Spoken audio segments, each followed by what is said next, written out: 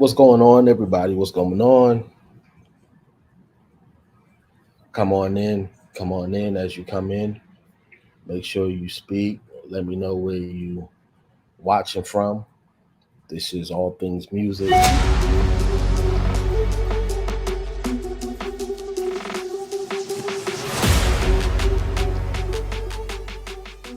Doing a special edition.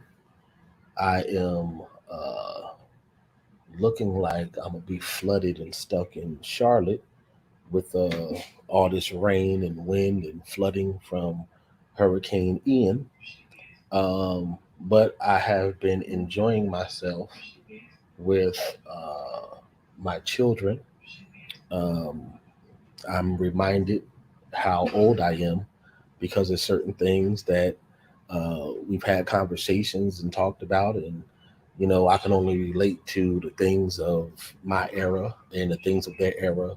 I'm not really that in touch with some of those things being music, fashion, performing arts, all that good stuff. But anyway, I'm having a wonderful time here in Charlotte. I'd be, I'd rather be here than any other place in the world. Um, so I wanted to do something yesterday.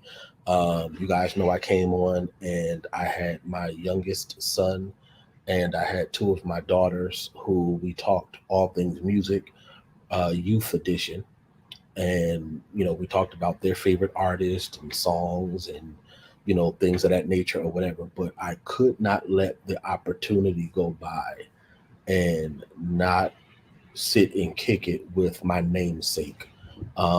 Some of you who I've had the privilege of talking with or whatever, as a parent, I'm always talking about my children, and I talk about my son Junior.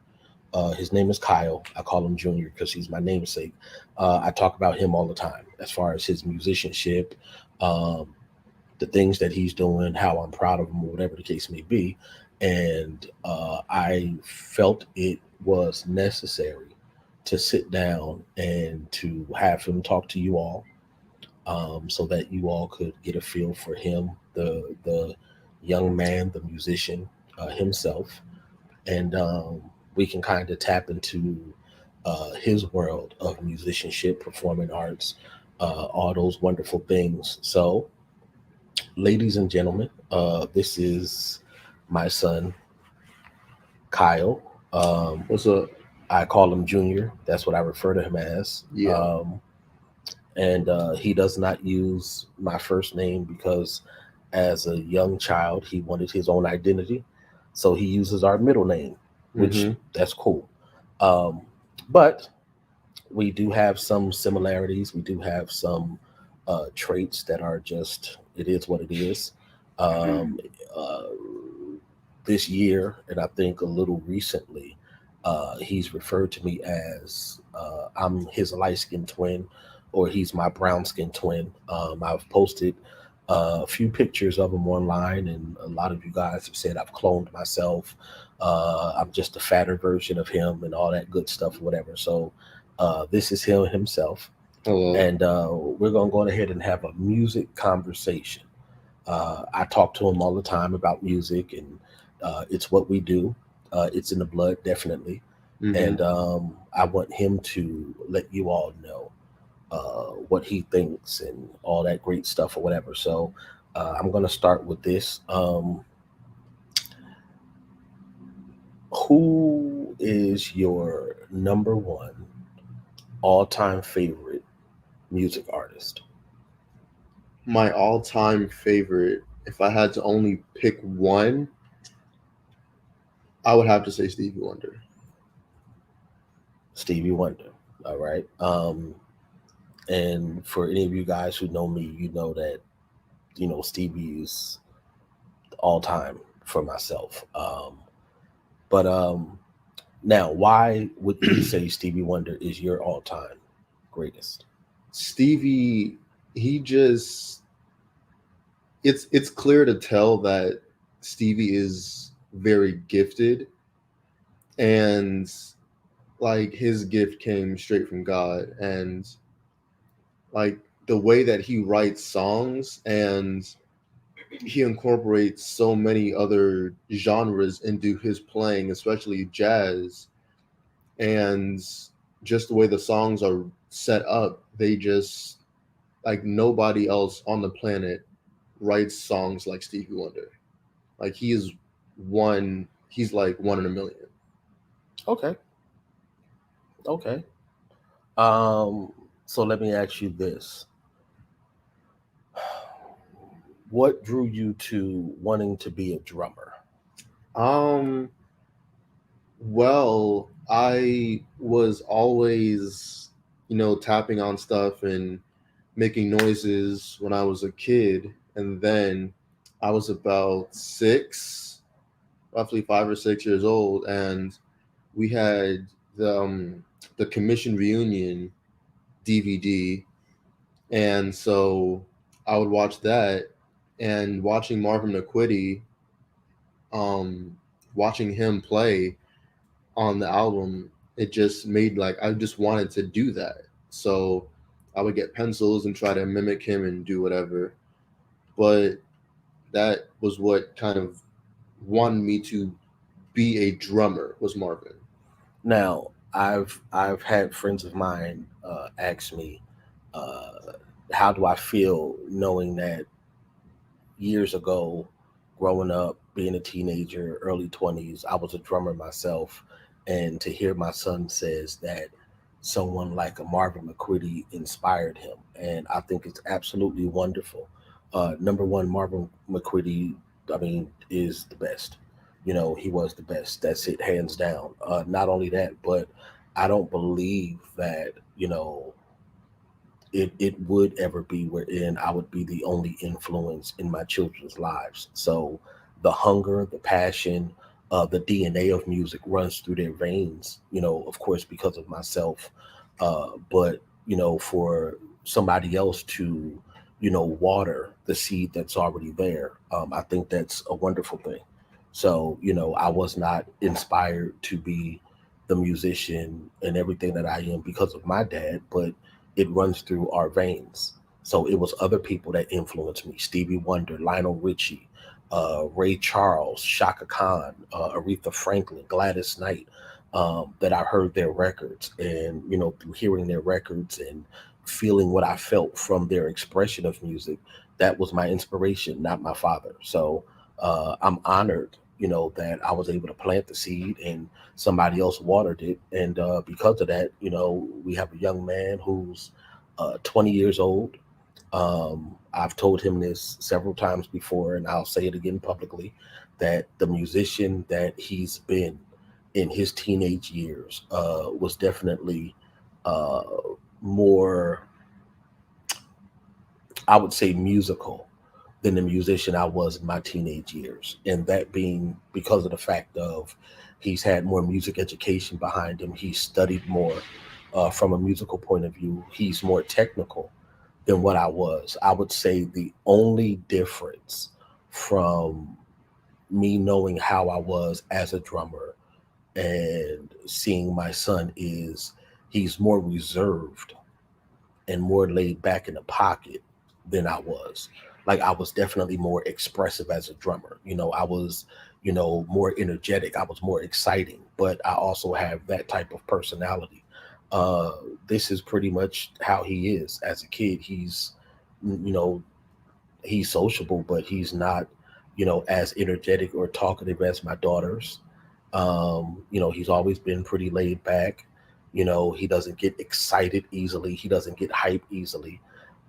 He can be feeling something 1,000%, but he's always going to have a cool, calm, collective look on his face.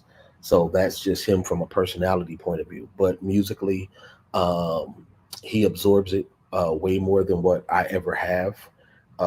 For a kid, well, for a young man that has a very, very nice DW drum set that I brought about 2 years ago for his birthday. Um, that is in his garage, Yeah.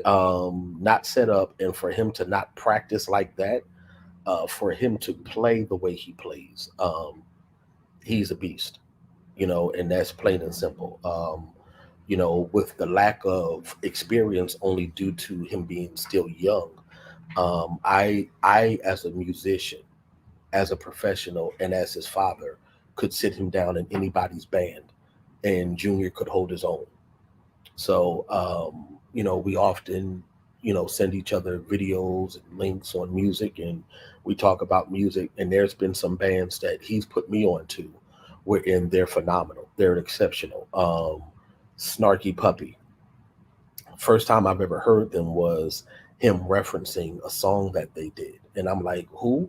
I'm like, first of all, you have a band out there named Snarky Puppy, and he was like, Dad, you have to hear them. Yeah. After I heard him, I was like, Junior, you were right. Dirty Loops, another band. I'm like, wait, you have guys, grown men out there called Dirty Loops. But when he let me hear their rendition of Thriller, Michael Jackson's Thriller, people, if you haven't heard it, please um, pull up Dirty Loops Thriller, and it's just phenomenal. But this is what I mean by, because of the generational difference, the age difference, the music, the musicianship that he has exposed me to, and just some of the stuff music wise that's going on. It is futuristic when it's coming to me from my generation, because we weren't doing some of the things musically that he himself, or some other young people are doing nowadays. Um, so let's talk music. Let's talk music. All right. Marvin McQuitty, Mm-hmm. at the age of 6, uh, really inspired you Mm-hmm. to be a drummer. Um, what other musicians or producers or singers do you listen to that helps keep you motivated, that help keep you inspired? um. Well, for musicians, I could literally go on for hours about different musicians and why they inspired me. But to name, I'll do 10. I'll do 10 musicians. Yeah. So, of course, Marvin Liquidi, but outside of him, my 10, I would say for any kind of instrument, there is Mono Neon, bass player for Ghost Note. Um, there's Henrik, who plays bass for Dirty Loops. There is Devin Taylor, one of my favorite drummers of all time, who plays drums for Justin Bieber. Currently, he's on tour with them. Uh, Robert Sputzy Wright, who's played drums with Snarky Puppy before in the past, and currently is one of the co-leaders of Ghost Note. Josiah Maddox, drummer, keyboard player. You've got who else is a good one? What's going on, Shelly? Um, then of course we were talking last night about Adam Blackstone, Yes. who like you when it comes to music, Adam Blackstone is a genius. And you've got Michael League, who plays bass for Snarky Puppy, who's like phenomenal with how he arranges things, and the stuff he's done with them over the years is incredible. And there are some singers that also, even though I'm not a singer, there are some singers that I like listening to, like Jasmine Sullivan, who is one of the greatest vocalists of all time, period. There is one singer that I really like listening to is I like listening to Lucky Day. Mm-hmm. Lucky Day's a really good artist. She's a really great artist, has Mm-hmm. a phenomenal voice. And there's so many others that I could name. And then for a couple bands, of course, there's Snarky Puppy and Dirty Loops, Ghost Note, who are all like so incredibly phenomenal.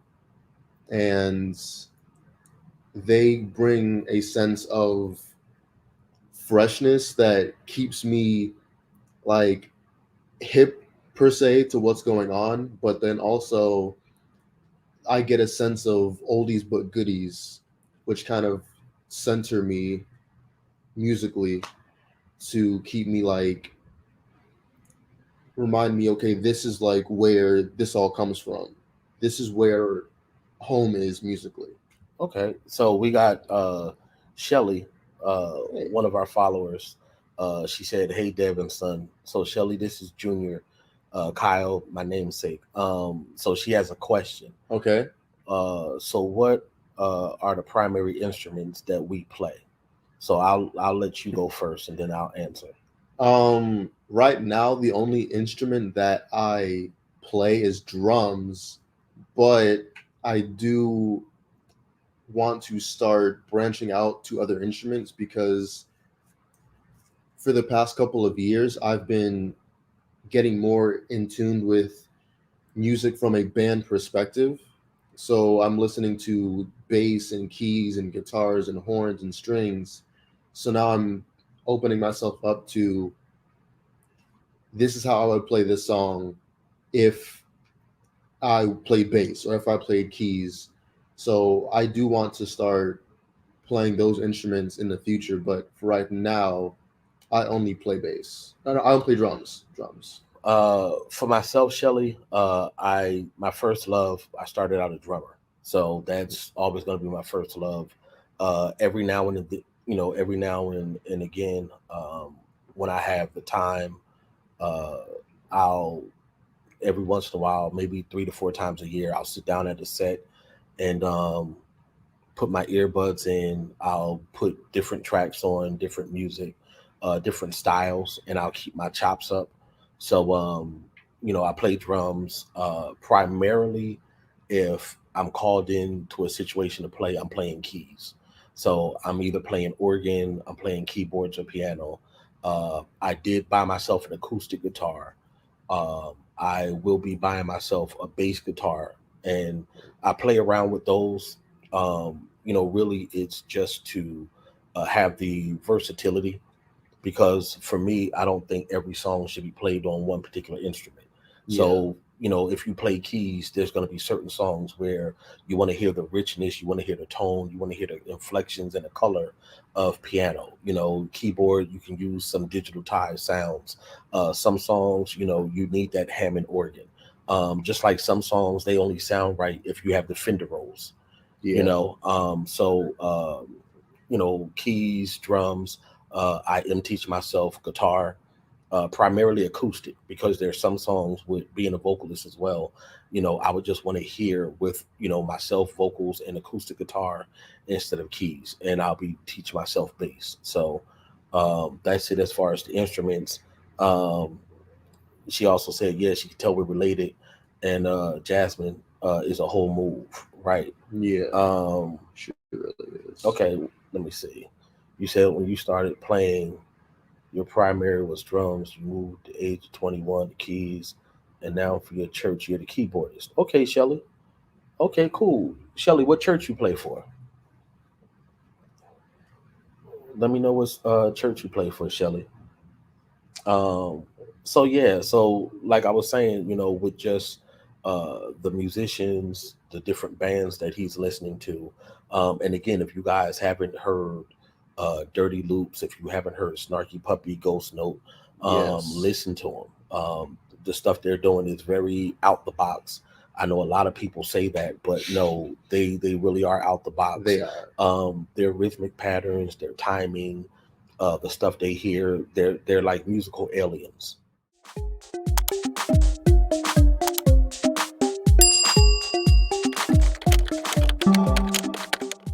So Shelly, you said you go to Behind the Veil Christian Ministries in Richmond, Virginia. Okay, okay. Shout out to Behind the Veil Christian Ministries in Richmond, Virginia. The leadership there and everybody. That's cool, Shelly. Yeah, hit me up, email me. I'd love to connect with you and set up a music workshop down there at your church. I can go on ahead and come. I'll bring Junior. We can go on ahead and come to your church, do a Yeah. workshop, and then from that workshop, we can go on ahead and do a concert at the conclusion. So we can do something like 3 days. We could do a 2 day workshop, come in, do some training as far as vocals, teach a couple of songs, and then wrap it up with a concert. So I'll put my email up. In fact, I'll do that now for you, Shelly, so that you can go on ahead and email me, and we can go on ahead and chat and talk, and definitely do that, because I definitely want to reach out, to different ministries, different musicians, producers, vocalists, songwriters, whatever, um, and expand. It definitely expand my knowledge. Expand techniques that I can learn from you guys, but also bring some tools to the table and whatnot. So I'll put together a good workshop package, and we can go on ahead and make it happen. All right. So that's my email, Shelly. Make sure you go on ahead and reach out to me, and we'll go on ahead and make it happen. Let me see. What you say? I love it when have young ones they're interested in learning vocals and instruments. They have senior and junior. That's cool. So yeah, Shelly, definitely make sure you email me, and we'll go on ahead and make it happen. Because my whole thing is, I'm at the age now where I know the power of music, and I definitely want to inspire more people. Um, People my age or older, that's fine. But if I can, inspire youth, teenagers, and young people in their early 20s to embrace it, to love it, um, and to want to learn it so that they can share it themselves. I'm definitely all for that. So Richmond, Virginia, cool place. I've been there many times. um, I like coming to the South whenever I get an opportunity to get some good Southern food. Yes. um, so yeah. Oh yeah, right. And that's the thing too with reading. A lot of people don't push that as much as they should. And again, it's a blessing for both. It's a blessing when you can read. That's cool. It's a blessing when you can play by ear. Yeah. So I don't think people should be limited. I don't think they should be stuck. My reading is not as strong as what it should, because I started way late in life, because my gift was ear. I could hear it, I could duplicate it, and I just ran with that. And it wasn't until there were many times where I was not picked to work certain gigs, to work certain jobs, because I couldn't read.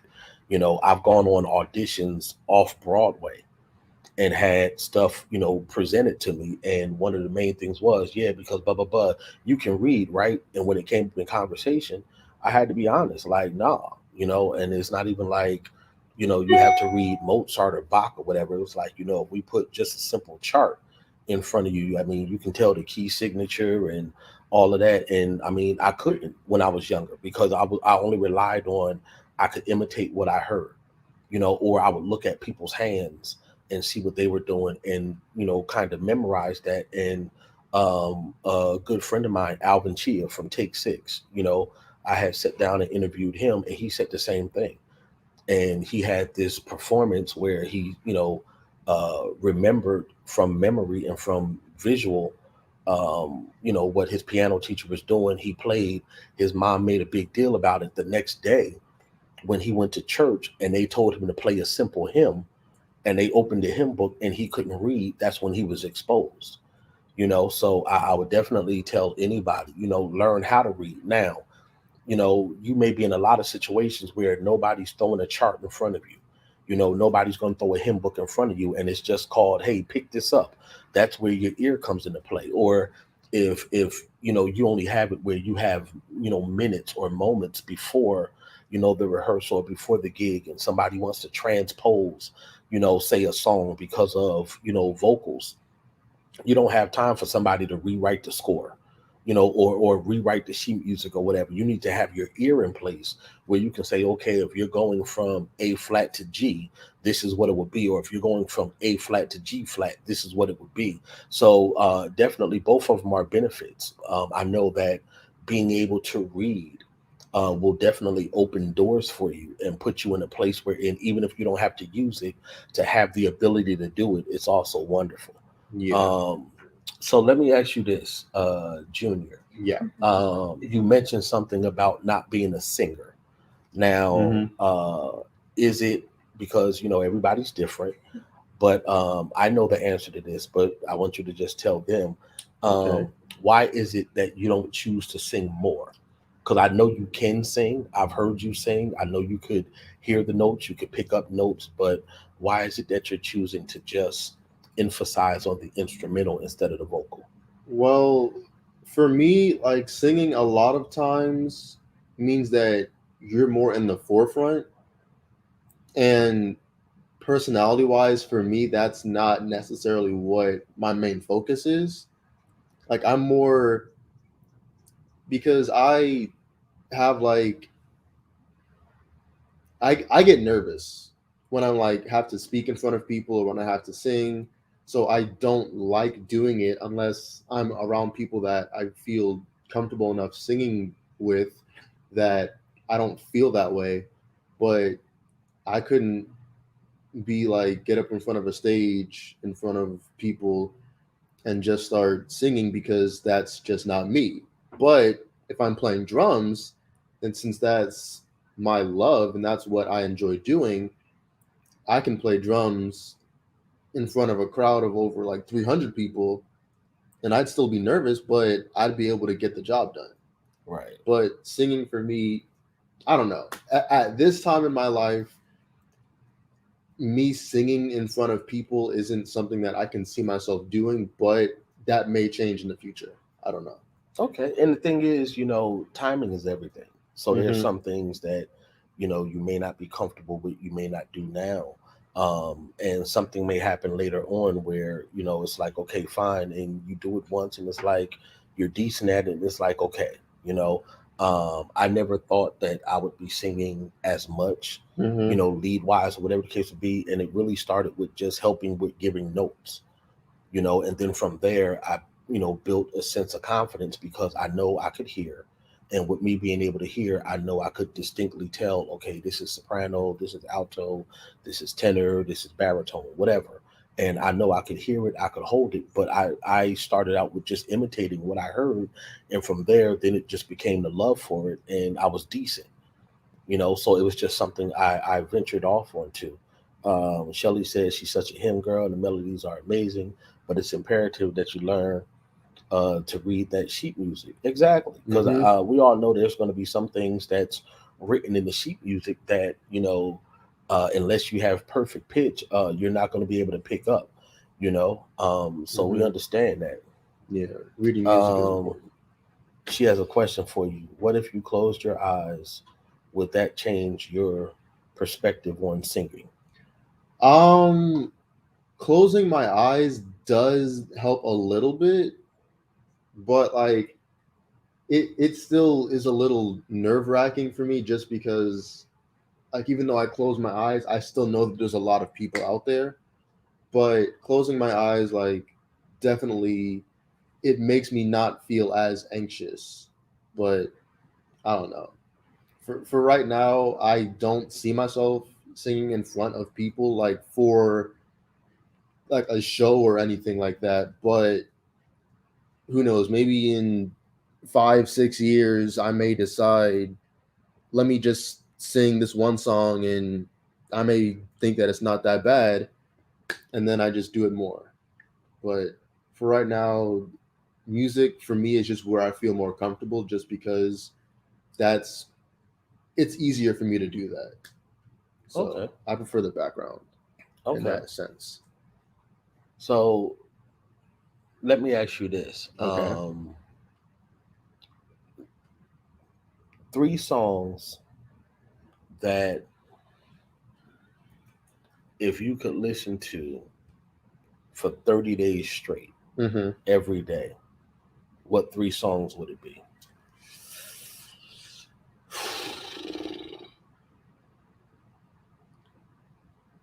Three songs. Three songs were in for the next 30 days. If that's the only music you had to listen to, that you could literally listen to every day for the whole 30 days, what three songs would it be? I would have to say Michael Jackson's "Break of Dawn." Mm, That song I can listen. I can listen. I can literally listen to that song for 3 hours straight on repeat and not get tired of it. So Michael Jackson's "Break of Dawn." Um, what's another good one?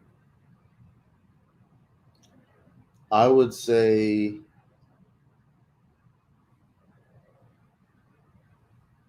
Stevie Wonder's "I Wish," mm, and then another one. This is a new. This is actually like a really brand new song. Um, actually, oh, there's two. So there's, I know that there's three, but there's like two of them that are kind of like edging out for the third space. But there's a song that came off of Snarky Puppy's new album that came out at midnight. It's a song called Trinity. Came out at midnight last night. That song is amazing because it's like basically three songs in one. So there's like an A section, then there's a B section. It goes back to the A section, then back to the B section, then it goes to the C section, and then out. So I could listen to that song. And then the honorable mention, and I just started listening to this earlier today, but it's a really great song. But how we were talking about Blackstone. Adam Blackstone, my bad. Adam Blackstone and his album that came out last night. Um, the song that he did with Jasmine Sullivan around midnight, because she did, that was a song that she did a cover to like 20 something years ago, and the way that that song is set up now, it's phenomenal. And of course, anything with Jasmine I could listen to on repeat. Okay, now my three. So this is three songs that if for 30 days, Mm-hmm. every day I could only listen to these three songs. So number one, it would be Stevie Wonder Overjoyed. Yes. I can listen to that song every day for 30 days straight and appreciate it more each day. Um, my number two would be Fly Me to the Moon. Now, That's a good one. I don't know whose version because Adam Blackstone has a version on his album. Of course, you have Mm-hmm. Frank Sinatra. He has a version. Michael Bublé has a version. There's so many different renditions. But Fly Me to the Moon. I would say Michael Bublé. Okay. I would say his version. And um, the third one is actually by Mary Mary. Um, the biggest, greatest thing. It's a big band style song. Mm. Um, it's the harmonies, um, the vocal arrangements on that. Warren Campbell is definitely a genius. He's a legend. I don't think Warren gets the recognition that he should. I really don't. But that song, biggest greatest thing by Mary Mary. If you haven't heard it, go listen to it. It's crazy. It's amazing. Um, but those are my three where every day for 30 days I could listen to and just put those three on a playlist and hit repeat over and over again. Okay. Um, let me ask you this. Okay.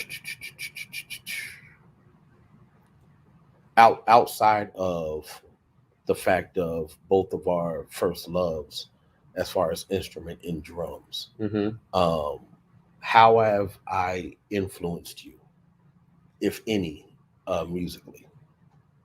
I would say the way that you've influenced me musically is you keep like you are, because like you're the only other person that I know personally that is so big into music.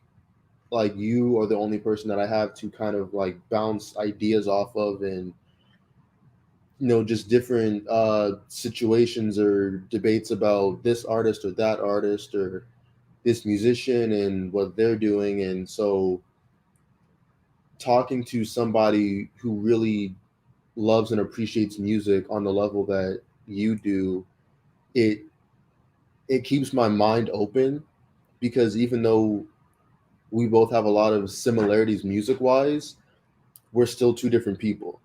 So you have, like, when you just said that, like oh, when like that Mary Mary song, like that's not a song that like I would have thought that you would say you would listen to.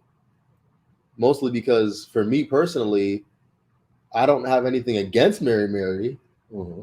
but That's not your cup of tea. no, Hmm. their music to me is like it's okay. Like if it's on the radio, I'm most likely won't switch the song, but it's not something that I would just, It's not a go-to. no, I would never just Yeah. listen to Mary Mary just because. Versus PJ Morton is one of your all-time greatest, Yes. so you would be a go-to as far as PJ, Yes. or like a Corey Henry or somebody like that. So Yes. okay, and you know what?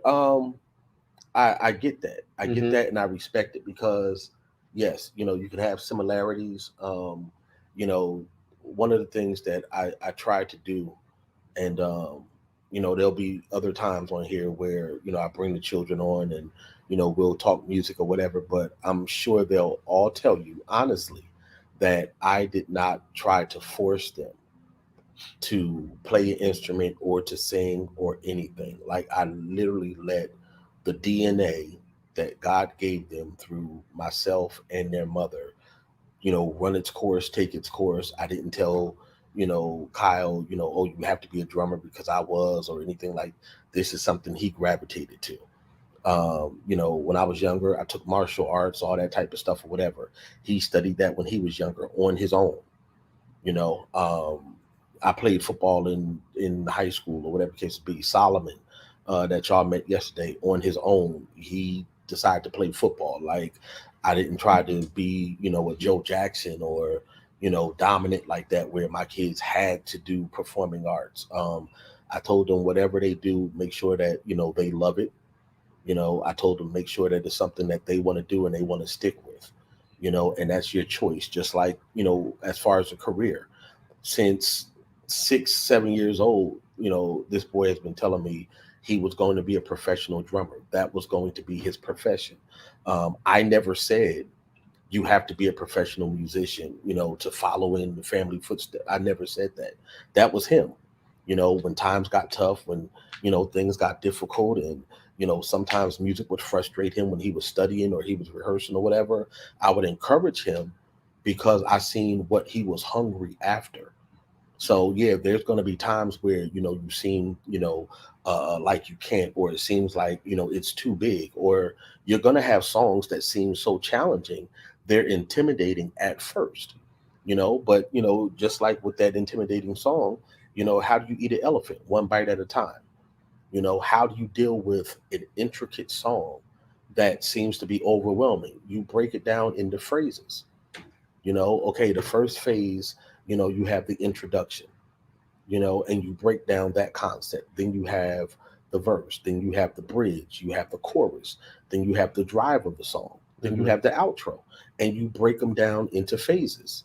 And when you break them down like that, they don't seem so overwhelming.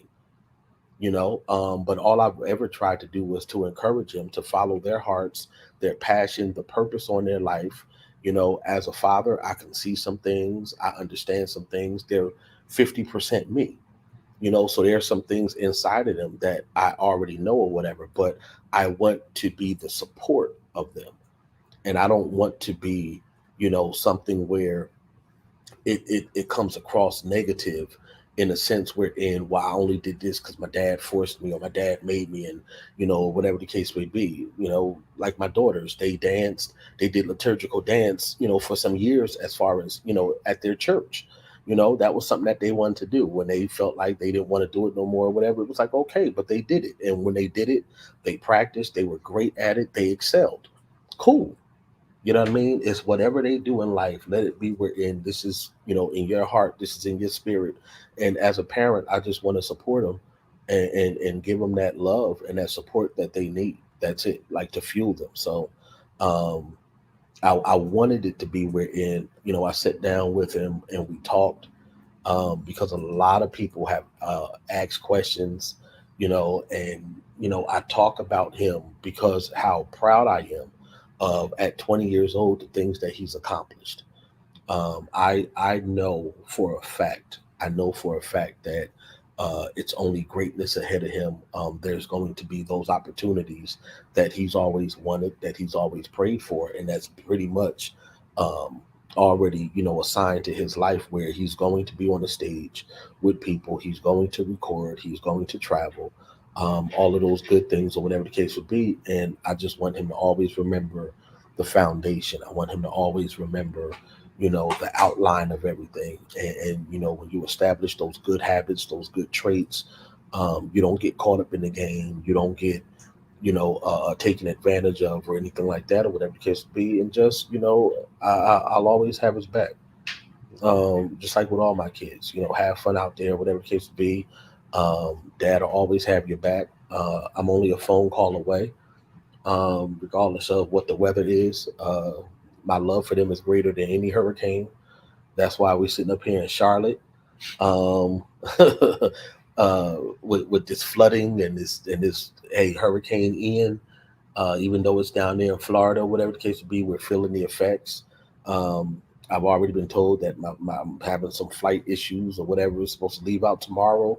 I hope I can get back, home.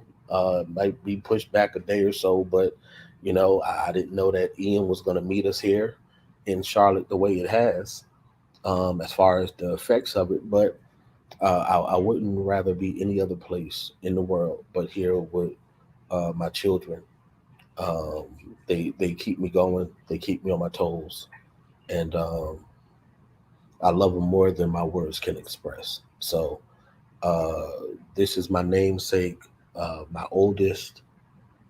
This is Junior, y'all. So there'll be more times where I'll definitely get some rehearsal clips, of Junior when he's actually playing with the band at church, and I'll definitely put them up. And I'll, at some point, I don't know how I'm gonna do it yet, but at some point, I'm gonna have to set it up where me and Junior sit down and we go live, and we just do a jam session. So I'm not going to try to, preset what songs we're going to go over or anything like that or whatever, but we'll just off the cuff, off the top of our heads. Junior sit at the drum set, I'll sit at the organ or the keys, and we'll just start playing. Or we'll have to go to a music store, and I'll sit on one drum set, Junior can sit on the other drum set, and we can, trade chops or whatever. Um, I'll embarrass myself for the love of my son. I'll do that. Um, yeah. So I hope everybody's good. For those who might have friends or family in the Florida area or Georgia or whatever the case to be, or even if they're not that close to Hurricane Ian, please check on them. Um, Send your prayers up. For folks, like I said yesterday, it was at least 2 million people that's out of power and whatnot down there in Tampa. So, just let's send prayers up for everybody. Um, let's continue to embrace our young people, and let's just be good to each other. So, I had to come on and get this. Um, See, that's the information coming on about my flight for tomorrow. But yeah, just keep your head up, everybody. Stay cool, stay good. Like I said, next week going into October, there'll be more than once a week that I'll come on with different things, some stuff educational wise. I'll definitely have some segments where it's just rehearsals, me sitting at the keys, going over songs, breaking down some songs or whatever, putting up some clips of some rehearsals from other people. I've got some amazing people that I've reached out to, contacted about sitting down, interviewing with them, all that good stuff. Some different live recordings and concerts and different things coming up, workshops where I'll be looking at trying to cover. So just stay tuned. If you have not already, please like and share. Also, subscribe to the channel. Subscribe to the channel, All Things Music. Like this video, share this video. Let everybody know about it. And y'all take it easy. So, from my family to yours, from us here at All Things Music, y'all stay safe. God bless y'all. And we'll see y'all later.